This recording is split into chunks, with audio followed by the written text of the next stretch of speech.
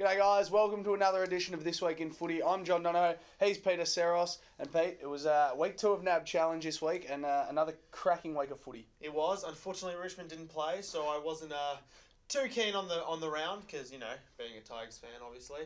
But, Fremantle defeated Melbourne by 18 points, so that showed something on Melbourne's side, as in, they didn't get destroyed. They put up a good fight. Fremantle, probably, Nab Challenge.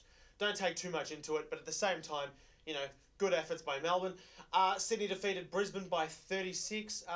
GWS defeated Gold Coast by 36 as well. I told you, Gold Coast don't write off GWS last week. Pretty good performance by GWS as well. It was. I told you they're always really good at the start of the season. They showed us last year when they beat Sydney round 1. I think they beat Sydney.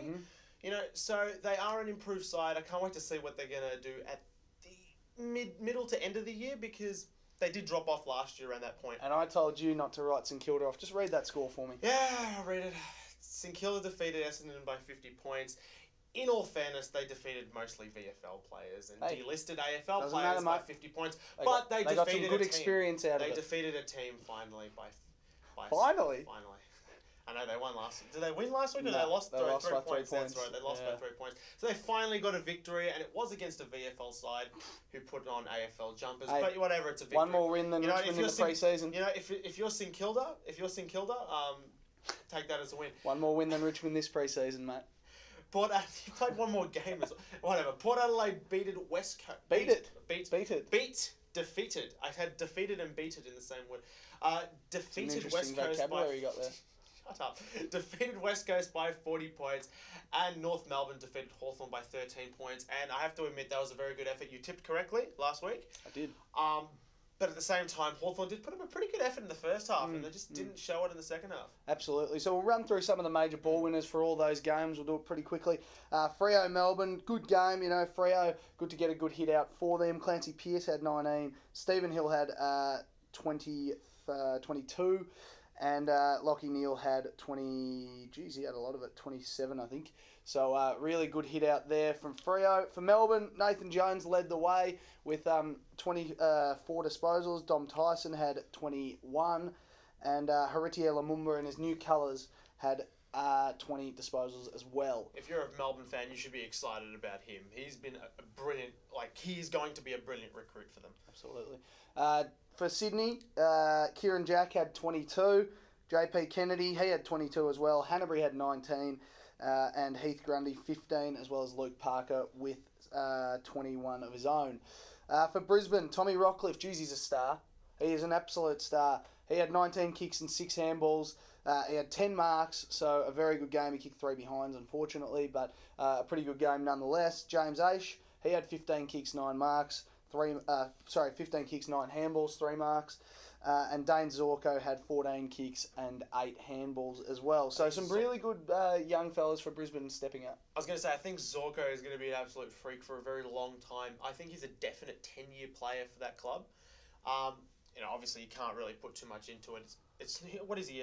He's in his early 20s. Dane Zorko, I think he's about 23 years old. Yeah, because he was a mature age recruit. No, he wasn't. Well, he wasn't an 18-year-old, was he? Yeah, he was. He was drafted. Not at 18. Well, he was a bit older than 18. We can have a look at that, but He's a bit older than 18. I'm pretty sure he was drafted. I know he was drafted, but he wasn't 18 when he was drafted. Let's agree to disagree. He was an older recruit. We've got to move on. You're often wrong about these things. No, I'm not. We'll wait and see when we get a bit of research done at the end. You're often wrong, but I'll check it in a sec. We'll check it. GWS, as Pete said, they beat the Gold Coast by 36 points. Ryan Griffin had a blinder, 15 kicks, 16 handballs, 3 marks. Lockie Whitfield, former number 1 draft pick, 16 kicks, 12 marks, 16 kicks, 12 handballs, 9 marks. My apologies. And Adam Tomlinson, 14 kicks, 8 handballs. Cam McCarthy, he kicked 3 goals in a quietish day for him, but still a good effort to kick 3 goals. And Jeremy Cameron had a reasonable game after signing a pretty big contract during the week. 8 kicks, 4 handballs. So Gold Coast, Cade Kolajasny, 12 kicks, 7 marks. Harley Bennell, 13 kicks, 8 marks. So some pretty good performances by the young fellas. I think it's time for Harley Bennell to really have that dominating season. He's at that what is he? He's in the early 20s. He should really have that. Like last year, the year before, he has those few good games, but then he disappears for about a month. And he's not consistent enough. And at a top level, at an A grade level, he's not consistent enough at an A grade level. And hopefully this year he can turn that around and be a genuine performer for a long period of time rather than a few games here and there. Yeah, David Swallow had 24 disposals as well. Good to see him back in form. Nick Malcheski had 15, which is a good start for him. Now we get on to the most important game of the round. One of the best games to watch of the entire NAB Challenge too. St Kilda defeated Essendon by 50 points.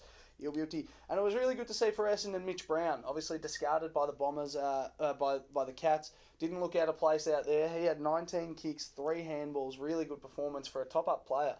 Do you reckon he'll be recruited? Well, he's got to obviously wait until the end of the year. Clearly, like in the future. But he did himself no harm there in that game. Marcus Marigliani, another one, former Sandringham Zebra. He came in. He's also played for Essendon, I believe, as well. He came in 16 kicks, 6 handballs, so not a bad effort. Paul Chapman, the skipper on the day, he had 17 kicks, 4 handballs. And Clint Jones, 9 kicks, 13 handballs. So pretty good from most of those top-up players there as well. Clint Jones playing against his old team as well. Yeah, and 21 disposed ain't a bad effort. Yeah, gave it a real nudge in the midfield there. So for the Saints, Lee Montagna had 27 disposals, really good effort. Jack Stephen hitting some form at the right time of the year. He had 23. Seb Ross. The NAB challenge. Yeah. It's not the right time of the year. Well, you want to do it leading into the season. St Kilda won't be playing finals, so yeah, he's doing it at the right time of the year. Because they're not going to be doing it at the end. You've always got to have a job at St Kilda, don't you? I have to. It's like my job. While I'm doing something. Jack Nunes, 14 kicks, 7 handballs. I've told you this once, I've told you it twice. This kid's going to be a star. Keep an eye on him this year because this could be a real breakout season for Jack Nunes, and he's getting his hands on the footy. Jaron Geary, good to see him back after his elbow injury. 12 kicks, 11 handballs, and poor Seb Ross has done his hammy again. Another one for St Kilda, so he's out for a while. Port Adelaide, they beat West Coast by 40 points. Robbie Gray was clinical, 13 kicks, 15 handballs, picking up where he left off last year. Do you reckon he could win a Brownlow? He could very well win a Brownlow in the coming years. It's just a matter of whether he stays injury free. Matthew Lobe, he had 26 hitouts for the day, pretty good effort. Brad Ebert, 13 kicks, 11 handballs, and Kane Corns, 19 disposals as well. So the regular performers are still firing and fit and ready to go for round 1. Correct. For West Coast, Matty Prittis, we stood here and spoke about him last week. He's continuing on his merry way, 8 kicks, 18 handballs. Andrew Gaff had 22 as well. Back-to-back Brownlows, or who knows? No one really backed him in for it last year, so he might get it again this year. Luke Shuey had 6 kicks, 12 handballs, so pretty good effort there. We'll rush through this one. North Melbourne and Hawthorn. Obviously North win by 13 points. Andrew Swallow, 13 kicks, 11 handballs. Pretty good from the skipper. It is a pretty good effort. Obviously last year he was coming back from that knee injury. He entered some pretty good form late in the year in the second half of the season, but obviously it wasn't an all-round year coming back from a big 12-month injury.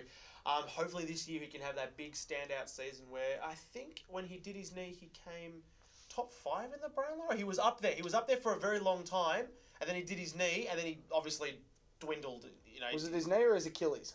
He did his. I don't know what it was, but he injured himself, and he missed the rest of the season, and he didn't win the Brownlow. But he was right up there in the chase in the first half of the year.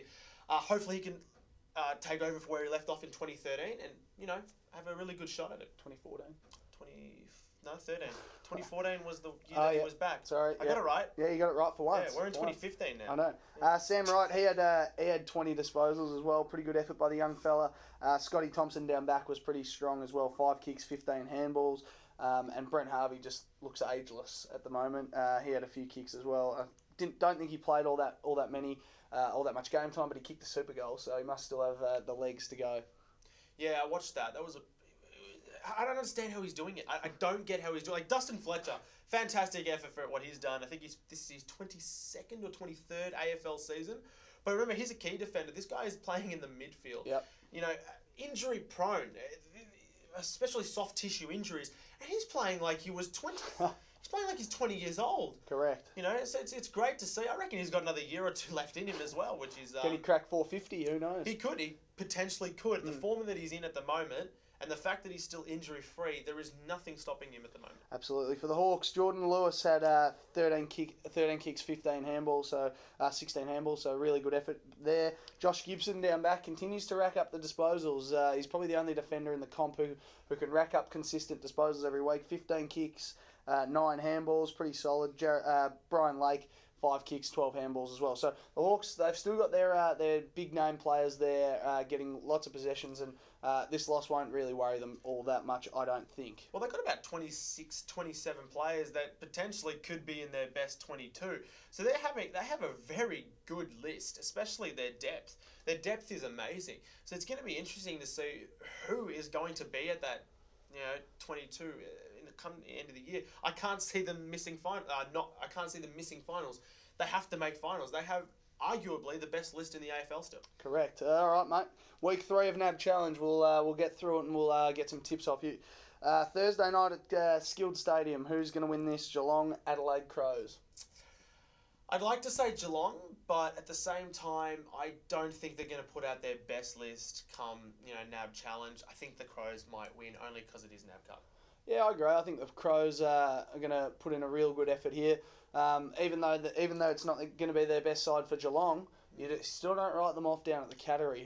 So who knows? But tough one to tip. I'm going to say the Cats just, but as you said, it's probably not going to be all that worrying for either side. Really, in the end, GWS are playing Essendon on Friday night. Do you give Essendon any chance up there at Spotless Stadium? More top-up players? I do give them a chance. There's always a chance that they can win. Oh, clearly it's a 50-50 chance, isn't it? But then again, GWS, they were improved. They showed some really good signs against Gold Coast. They beat them. I think GWS will win again. I do as well. I think this is a real. This is a team on the rise, and adding the experience of Ryan Griffin into that team will really help in the midfield, especially. So, I really think they're going to have a crack at this one, and they might have a good year as well. They'll definitely rise up the ladder for mine. So I think they're going to win as well. The Bulldogs are playing Melbourne. This is a grudge match, I would have thought. Yeah, it would be. But Melbourne... See, I don't know. Melbourne showed some good signs, obviously. I think the Bulldogs will win. They defeated Richmond in a pretty good, convincing manner. I agree. And I think they'll win. I agree. I think the Doggies will be too strong, but look for Melbourne to put a pretty good performance forward again, like they did against Freo. They were right there for a quarter or so, and they'll have another crack. Your mob, can they do anything to Port Adelaide? It's in Laverton, I believe. Can they do anything to Port Adelaide? Well, after such a strong finals performance by Richmond, probably not. To be honest, even if we put our best side. No, I think obviously if we put our best side on the park and they put their best side, should be a 50-50 chance, provided it's not a final, because that's when Richmond seems to not perform. But anyway, it should be a pretty competitive game. But obviously, I don't think both sides are going to put their best side on the track. I think Port will win, but I think Richmond should put up a fight.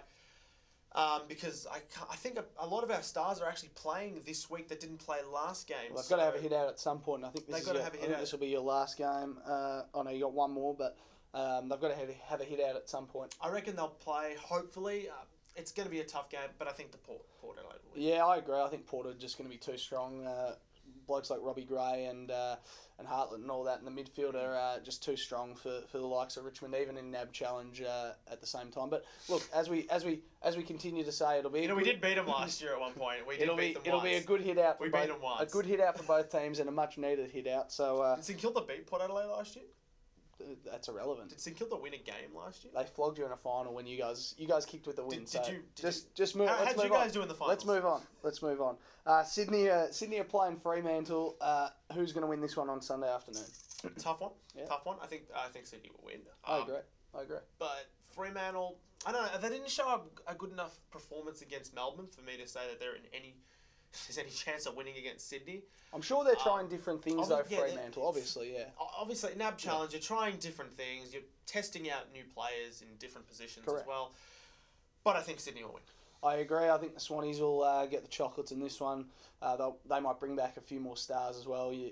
Lance Franklin may play this one, and a couple others as well. Final game we got to look at, Collingwood-Carlton. This is an absolute... this usually would be an absolute belter, but I think it'll be pretty one-sided myself. I despise both of them, so I really don't care who wins and loses because I'm happy either way because the team lost, you know what I mean? But I think Collingwood will win. I can't see the Blues taking it. I don't know. They don't look...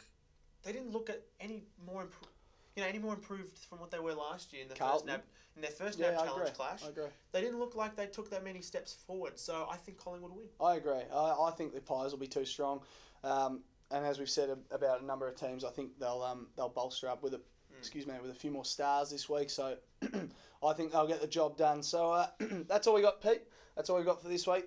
That's NAB Challenge 3. We're almost at the start of the season. Once this Cricket World Cup ends, footy's back, and we'll be covering it all week. Every week. Every week. Maybe not all week. I didn't know what the right word was there. I got not all week. I tongue-tied. don't want to be doing this every single day for an entire week. We'll be covering it every week, is what I meant to say. You can keep watching the YouTube channel every day. Correct. The YouTube video, so then it would be all week. So click down the bottom here, subscribe, go to our Facebook page, go to our website, and our Twitter as well. Keep following. We'll constantly update everything. Until next week, I'm John Dono. He's Peter Saros. See you then.